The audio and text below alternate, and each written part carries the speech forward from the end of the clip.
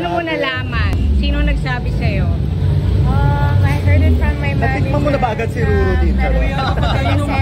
Kuya, papatay naman. Wala kami maririnig.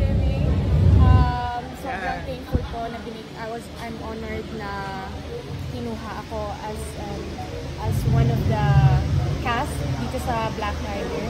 And I'm very thankful, I'm very happy. Sobrang nakakataba po ng puso. Na another genre naman this time.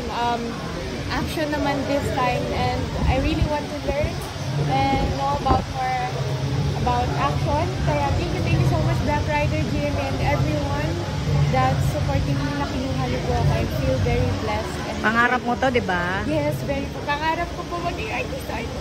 So, first teleserye mo talaga? Yes po, first teleserye. So, pero sa teaser kanina, meron agad kayong parang, ano yung pinapantasya mo si Ruru? Pantasya ko sa teleserye nito ay si Ruru. Inaagaw ko siya kay Bane.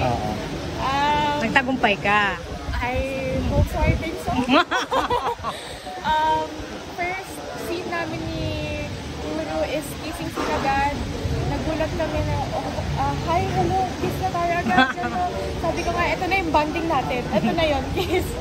After, it's fun, very, somewhat challenging, but the challenge feels good in the heart that I'm knowing more about the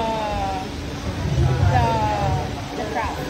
So wala nang masyadong mahabang proseso, halikan agad? Yes. Wala nang mga kung ano-anong eksena? Ayun, halikan agad. So na-enjoy mo ba ang first taping day mo ng Black Rider? Very, very happy.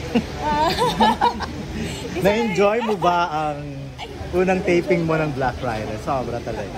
So kumustang kahalikan si Ruru? Trabaho lang po. Talaga?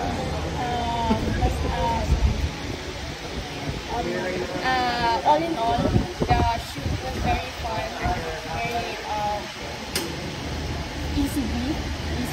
Another set naman, another agency, another set. Ang saya, one big family, bonding. But when it comes to shooting, talagang very firm, very strict.